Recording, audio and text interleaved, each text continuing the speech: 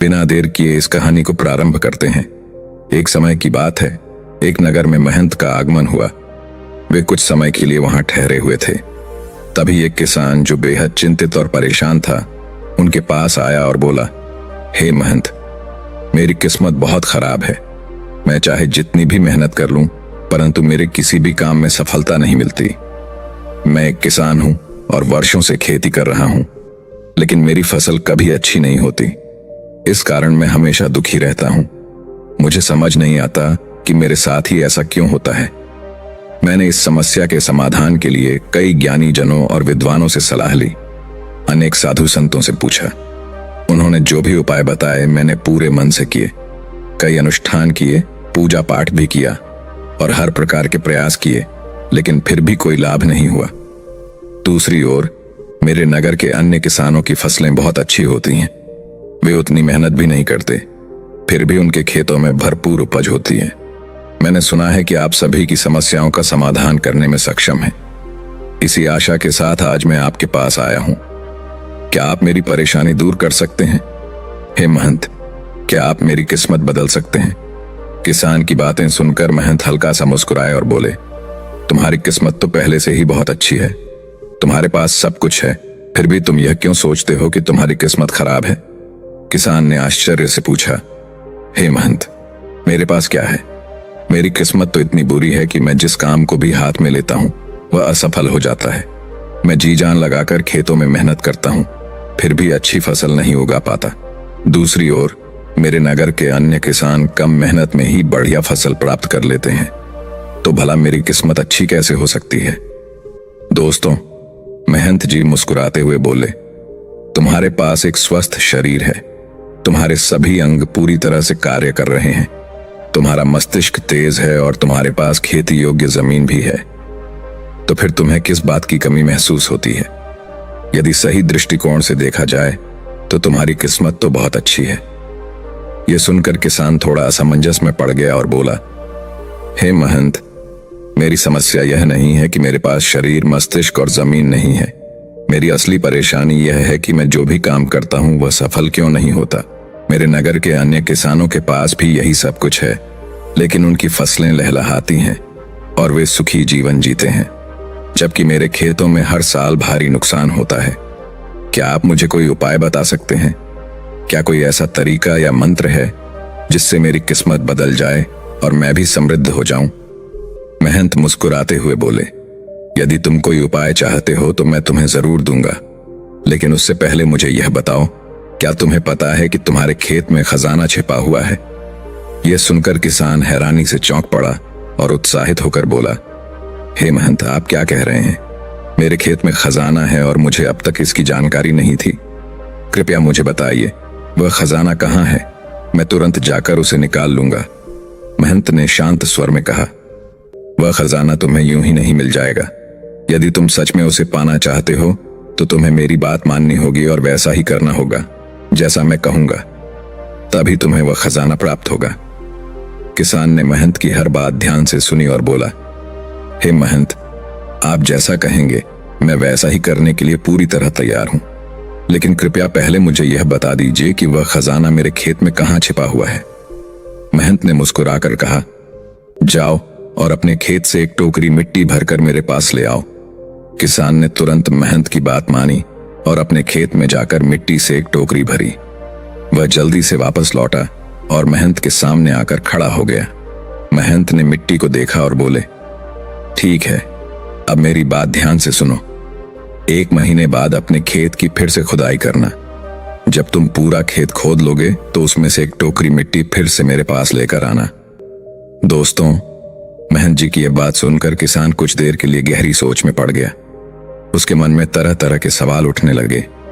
जब खजाना मेरे खेत में ही है तो महंत जी से सीधे सीधे क्यों नहीं बता देते? आखिर वे मुझे 1 महीने तक इंतजार करने के लिए क्यों कह रहे हैं? कुछ क्षणों तक विचार करने के बाद किसान ने आखिरकार महंत जी से यह प्रश्न पूछ ही लिया। फिर किसान ने जिज्ञासु स्वर में कहा, हे महंत, यदि सच में मेरे खेत में खजाना छिपा है तो कृपया मुझे तुरंत बताइए कि वह कहां गड़ा हुआ है। मैं अभी जाकर उसे निकाल लूंगा। मुझे 1 महीने तक प्रतीक्षा करने की क्या आवश्यकता है? महंत जी ने धैर्यपूर्वक मुस्कुराते हुए कहा, बेटा, हर कार्य का एक उचित समय होता है। यदि कोई कार्य सही समय पर किया जाए तो उसका परिणाम भी शुभ और सार्थक होता है। तुम चाहते हो तो मैं अभी तुम्हें बता सकता हूं कि खजाना कहां है, लेकिन जरा सोचो, यदि तुम अधीर होकर अभी उसकी तलाश में जुट जाओ और वह तुम्हें न मिले तो तुम्हें कैसा लगेगा? तुम बताओ, तुम इसे अभी प्राप्त करना चाहते हो या सही समय पर? महंत जी के इन शब्दों को सुनकर किसान गंभीरता से सोचने लगा। कुछ देर विचार करने के बाद वह बोला, हे महंत, आप जैसा कहेंगे मैं वैसा ही करूंगा। यदि मुझे प्रतीक्षा करनी होगी तो मैं धैर्य रखूंगा। इतना कहकर उसने महंत जी को प्रणाम किया और घर लौट आया। हालांकि किसान ने महंत जी की बात मान तो ली थी, लेकिन उसके मन में बेचैनी बनी रही। उसने अपनी इच्छाओं को नियंत्रित करने की बहुत कोशिश की, मगर खजाने का ख्याल उसके मन से हटने का नाम ही नहीं ले रहा था। रात को वह सपनों में खुद को खजाना निकालते हुए देखता और दिन में बस इसी बारे में सोचता रहता। जब भी वह खेत जाता तो किसी कोने में बैठकर कल्पना करता कि खजाना मिलने के बाद वह नगर का सबसे धनी व्यक्ति बन जाएगा। उसके पास धन दौलत की कोई कमी नहीं होगी और वह जीवन का हर सुख भोगेगा। दोस्तों, इस तरह दिन बीतते गए और देखते ही देखते पूरा 1 महीना गुजर गया। जैसे ही 1 माह पूर्ण हुआ, किसान अपने खेत में पहुंचा और तुरंत ही वहां खुदाई शुरू कर दी। बड़ी उत्सुकता के साथ उसने मिट्टी खोदी और एक टोकरी भरकर महंत जी के पास पहुंच गया। किसान ने महंत जी के सामने टोकरी रखते हुए कहा, हे महंत, यह लीजिए, मैंने अपने खेत से यह मिट्टी निकाली है। अब कृपया मुझे बताइए कि वह खजाना कहां छिपा है। इस पर महंत जी मुस्कुराते हुए किसान से बोले, क्या तुमने अपने पूरे खेत की खुदाई कर ली? किसान ने सिर हिलाते हुए कहा, नहीं महंत जी, आपने तो बस एक टोकरी मिट्टी लाने को कहा था, इसीलिए मैंने उतनी ही खुदाई की। पूरे खेत को जोतने की क्या आवश्यकता थी? अब कृपया मुझे बता दीजिए कि वह खजाना मेरे खेत में कहां छिपा है। मैं सीधा वहीं खुदाई करूंगा और खजाना निकाल लूंगा। महंत जी गंभीर स्वर में बोले, खजाना तुम्हें तभी मिलेगा जब तुम पूरा खेत जोतोगे। यदि तुमने अपना खेत पूरी तरह नहीं जोता तो वह खजाना कभी नहीं निकलेगा। अब तुम्हें तय करना होगा कि तुम क्या करना चाहते हो। किसान यह सुनकर फिर से सोच में पड़ गया।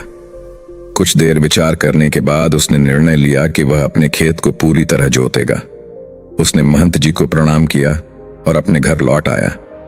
अगले ही दिन वह अपने खेत में गया और पूरी मेहनत से उसे जोतने लगा। जब खेत तैयार हो गया तो उसने फिर से एक टोकरी मिट्टी भरी और महंत जी के पास पहुंचा। दोस्तों, महंत जी ने मिट्टी को देखा और कहा, अभी भी तुम्हारा खेत पूरी तरह नहीं जोता गया है। जाओ और एक बार फिर प्रयास करो। अपने खेत को और अच्छी तरह से तैयार करो। किसान ने थोड़ा चिंतित होकर कहा, महंत जी, मेरे पास हल नहीं है।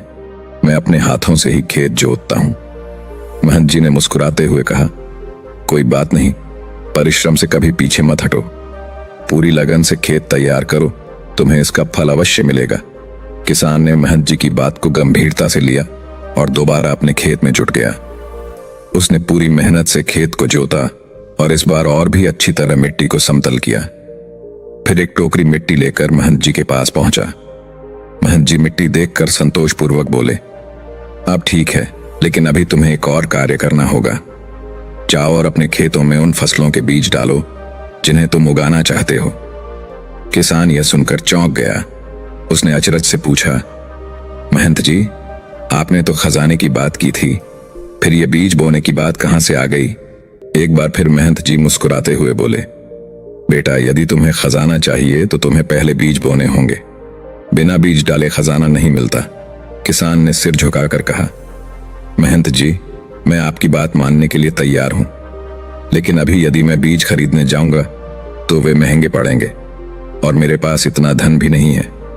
अगर मैं कुछ समय बाद खरीदूं तो वे सस्ते मिल सकते हैं। महंत जी गंभीर स्वर में बोले, बेटा, मैंने पहले ही कहा था कि हर कार्य का सही समय होता है। यदि हम किसी काम को उचित समय पर करते हैं तो उसका लाभ भी उतना ही अच्छा होता है, लेकिन यदि हम विलंब करते हैं तो उसका परिणाम वैसा नहीं मिलता। इसलिए बिना देर किए जाओ और आज ही अपने खेतों में बीज डालो। किसान महंत जी की बात मानकर तुरंत बीज खरीदने के लिए निकल पड़ा। उसने अच्छे और स्वस्थ बीज खरीदे और अपने खेतों में सावधानी से बिखेर दिए। फिर वह उत्सुकता से महंत जी के पास पहुंचा और बोला, महंत जी, मैंने आपके कहे अनुसार बीज अपने खेतों में डाल दिए। अब कृपया मुझे बताइए कि मेरा खजाना कहाँ छिपा है ताकि मैं उसे निकाल सकूं। महंत जी मुस्कुराए और बोले, बेटा, अभी तुम्हें एक और कार्य करना होगा। इसके बाद खजाना तुम्हें स्वयं दिख जाएगा। किसान थोड़ा अचरज में पड़ गया और विनम्रता से बोला, महंत जी, कृपया बताइए अब मुझे क्या करना होगा। दोस्तों, महंत जी बोले, तुमने जो बीज खेत में डाले हैं, अब उनकी देखभाल करना तुम्हारी जिम्मेदारी है। उन्हें नियमित रूप से पानी देना, धूप से बचाना और यह सुनिश्चित करना कि उन पर कोई रोग या कीड़ा न लगे। यदि तुम इस कार्य में असफल रहे तो खजाना तुम तक कभी नहीं पहुंचेगा। लेकिन यदि तुम्हारे खेत के हर बीज ने अंकुरण कर लिया और वह पूरी तरह विकसित हो गया तो तुम्हें अपने खजाने की प्राप्ति स्वतः ही हो जाएगी। तब तुम्हें मेरे पास आने की भी आवश्यकता नहीं होगी। अब किसान महंत जी की बातों को ध्यान से सुनकर उन्हें प्रणाम करता है और घर लौट आता है। अब वह पूरे मन से अपने खेतों की देखभाल में लग जाता है। वह पौधों को समय पर पानी देता, उनकी जड़ों की सफाई करता और किसी भी प्रकार की बीमारी या कीड़े मकोड़ों से बचाने के लिए हर संभव प्रयास करता। हालांकि उसके मन में अब भी वही खजाना बसा रहता। वह हर रात यही सोचता कि जैसे ही उसकी फसल लहलहाएगी उसे खजाना मिल जाएगा। दिन रात की कड़ी मेहनत के बाद आखिर वह समय आ ही गया जब उसके खेत सोने जैसी फसल से भर गए। खेतों में लहराती फसलें देखकर उसके मन में महंत जी की बातें गूंज उठीं। जब तुम्हारी फसल तैयार हो जाएगी तब तुम्हें तुम्हारा खजाना मिल जाएगा। यह सोचते ही किसान की आंखों में आंसू आ गए। उसे अब समझ आ गया था कि असली खजाना क्या था। वह थी उसकी मेहनत और उसके खेतों की भरपूर उपज। गांव में उसकी फसल जैसी किसी की भी नहीं हुई थी। अब उसकी सारी परेशानियां समाप्त होने वाली थीं, कर्ज उतरने वाला था और उसका परिवार खुशहाल जीवन जीने वाला था। गांव के लोग उसकी मेहनत की प्रशंसा करने लगे और उसकी सफलता को देखकर प्रेरित हो गए। लेकिन इतने बड़े सुख के बावजूद किसान के मन में महंत जी की याद गूंजने लगी। उसने खुद को महंत जी के पास जाने से रोक नहीं पाया। वह तुरंत ही महंत जी के चरणों में गिर पड़ा और भावुक होकर बोला, महंत जी, मुझे वह खजाना मिल गया जिसकी तलाश में मैं था। लेकिन मुझे यह समझ नहीं आ रहा कि यह खजाना मुझे पहले क्यों नहीं मिला। दोस्तों, महंत जी ने शांत स्वर में उत्तर दिया, बेटा, हमेशा भाग्य को दोष देना सही नहीं होता। तुम अपनी किस्मत को कोसते रहे, लेकिन यह नहीं समझ पाए कि तुम्हारी किस्मत पहले से ही सही थी। समस्या तुम्हारे कर्मों में थी। तुम बिना मेहनत के ही अपनी फसल को लहलहाता देखना चाहते थे। लेकिन जब मैंने तुम्हें खजाने का लालच दिया और तुमने सही समय पर मेहनत की तो तुम्हें उसका सही परिणाम भी मिला। फिर महंत जी ने आगे कहा, बेटा, इस संसार में सबसे अनमोल खजाना तुम्हारा अपना शरीर है। इसी शरीर के माध्यम से तुम हर वह चीज प्राप्त कर सकते हो जिसकी तुम कल्पना करते हो। लेकिन अधिकतर लोग अपनी तकदीर को कोसने में लगे रहते हैं और अपने कर्मों पर ध्यान ही नहीं देते। ऐसे लोग अपने लक्ष्य तक कैसे पहुंच सकते हैं? तभी एक किसान ने महंत जी से जिज्ञासा भरे स्वर में पूछा, महंत जी, क्या भाग्य जैसी कोई चीज होती ही नहीं? महंत जी मुस्कुराए और बोले, भाग्य हमारे ही सत्कर्मों का परिणाम है। यही सत्कर्म हमें शक्ति और ऊर्जा प्रदान करते हैं, जिससे हम सही दिशा में कार्य कर सकते हैं और अपने जीवन के लक्ष्य को प्राप्त कर सकते हैं। महंत जी के वचन सुनकर किसान की आंखें खुल गईं।